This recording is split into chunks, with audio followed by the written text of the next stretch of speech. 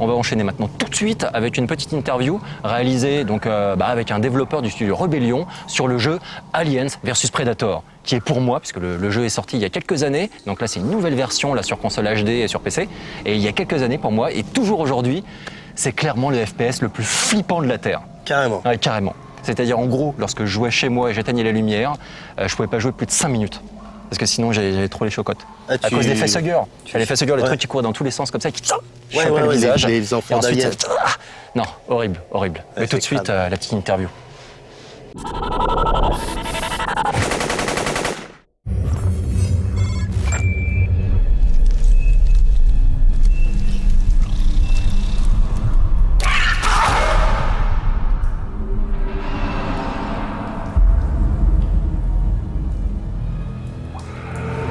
Le 19 février prochain, Sega et Rebellion sortiront Aliens vs Predator sur PS3, Xbox 360 et PC. Un tout nouveau titre qui évoque forcément quelque chose aux PCistes. Si la licence avait déjà été exploitée au début des années 90 sur Super Nintendo par exemple, c'est à l'orée du 21e siècle qu'elle a acquis sa renommée. Et ce, grâce à 2 FPS. Le premier signé Rebellion est sorti en 1999, puis le second datant de 2001, développé par Monolith Production, qui a particulièrement marqué les joueurs par son ambiance extrêmement flippante. 2 jeux qui proposaient un gameplay multiple fonction de la race que l'on incarnait, les Marines, les Predators ou les Aliens.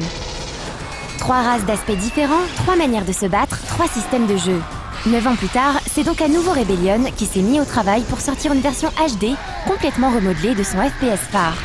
Évidemment, lorsque nous avons rencontré Darius Sadeghian, producteur chez Rebellion, nous nous sommes empressés de lui demander quels éléments de leur premier jeu avaient été conservés. I think what we wanted to do was make sure that at least fans got the quality they deserve from what they got from the original game. So I think we just took we've kept the fact that you can still play as the Marine, Predator and Alien. Multiplayer is obviously a massive element of AVP and was something that was very successful 10 years ago. So we've wanted to make sure that everything that was good about that we've brought along and made even better. So we do have a lot of all the old things that made the game great, but we've tried to just push those on modernly as it should be really. Proposer 3 personnages aux spécificités différentes, c'est évidemment l'un des points forts du jeu.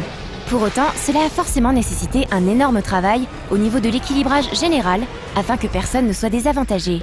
Ce fut d'ailleurs l'une des principales difficultés rencontrées par Rebellion. We basically looked at each of the characters themselves and seen, what kind of attributes each of them have and seeing how well each one hits against each other. But as I said, I think with every character carries a good attribute and a bad attribute, and each attribute kind of complements another character in some way, so a disadvantage might be an advantage to another player, whereas an advantage to that player may be a disadvantage to the other player. So there's a lot of elements there that kind of mix and match with each other. So there is a rock, paper, scissors element to this gameplay style, but as you master these characters, you will find that you can use to your advantage all of them in any given situation. So that's kind of how we've addressed our balancing. We've only addressed it where we felt that it was being bad. But more or less, we kind of wanted an element of unbalancing because we want people to play certain characters and get used to certain characters. I think it's just delivering a high-quality game. We're forever being introduced to newer and newer games that push boundaries, and we've got essentially 3 games in this game. We haven't got the luxury of just tackling one character. We have 3 characters. And everybody we introduce wants to play as an alien first and wants to play as a Marine, so we have to cater for all of that. So I think it's just making sure that every character, every set piece, every moment of the game is getting the right care and attention you should expect. We found that not very difficult, but just very challenging to make sure that we're putting as much effort as we can into everything. Aliens vs Predator, ce n'est évidemment pas qu'une série de jeux vidéo. Des films, mais surtout des comics, ont été réalisés autour de cet univers singulier. Autant d'éléments qui ont servi lors de la conception du jeu. No, the movies have been an absolute inspiration to the whole of this thing.